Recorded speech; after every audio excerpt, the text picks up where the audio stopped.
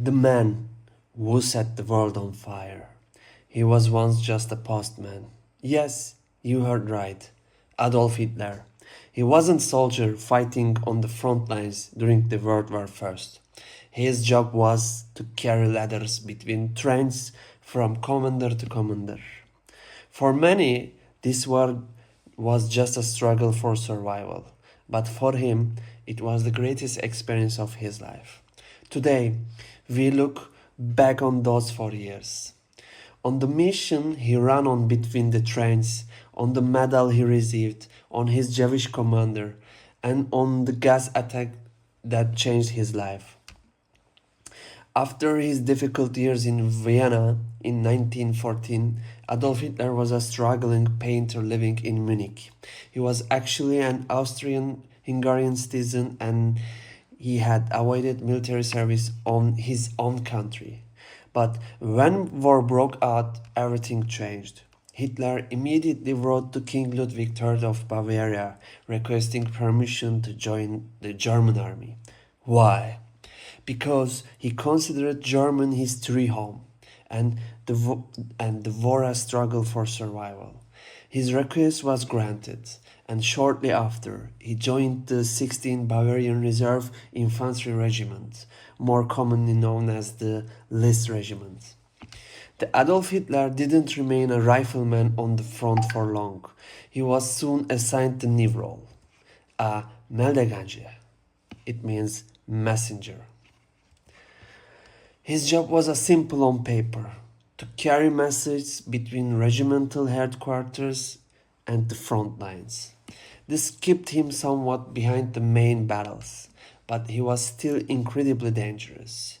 He had to pass through artillery fire and sniper zones with only a message in hand.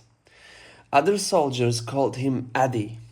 They remembered him as someone different, quiet, introverted.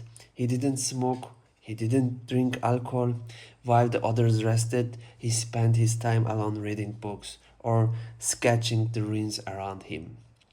And in these quiet moments, he became increasingly interested in ideas about German identity, stories, symbols, and myths connected to his ancient Germanic roots, figures like Odin and Thor. The ideas that would transform him into something far more dangerous years later. Once the greatest ironies on Adolf Hitler's life occurred in 1918.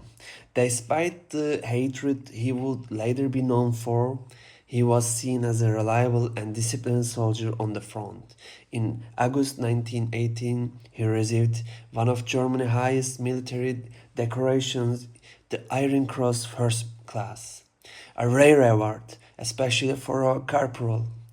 But what most people don't know is this: the person who nominated for him this medal was his senior officer, Lieutenant Hugo Gutmann, a German officer of Jewish origin. And yet, Hitler would wear the medal for the rest of his life. Even as his beliefs darkened, even as he turned against the people connected to one of the most important moments of his past.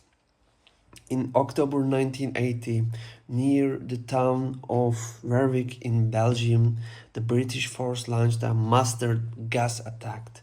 Adolf Hitler was caught in the middle of his attack. The gas burned his eyes and throat. For a time, he was completely blind. He was evacuated to a military hospital in Peiswalk, Germany. There, in complete darkness, he waited to recover. And then he heard the news. Germany had surrendered. For many, the war was finally over, but for Hitler, it was something else entirely. He later described that moment as the greatest betrayal. There, he embraced the idea that Germany had been stabbed in the back. And according to his own account, in that hospital room, he decided to enter politics, to change the future of Germany. During the war, thousands of Jewish soldiers fought and died for Germany and Kaiser. Many served off same fronts, under the same conditions, just like Adolf Hitler. At the time, there is a little evidence that Hitler expressed the kind of extreme anti-Semitism for which he would later be known. But after the war, everything changed. Germany was defeated, and like many who tried to understand why, Hitler began looking for someone to blame. Instead of accepting military failure, he adopted a different explanation. The idea that Germany had been betrayed from within by political enemies and by groups he would later target, including Jews. An idea that would grow and eventually become something far more dangerous. World War I didn't just give Adolf Hitler a role, it gave him a sense of purpose.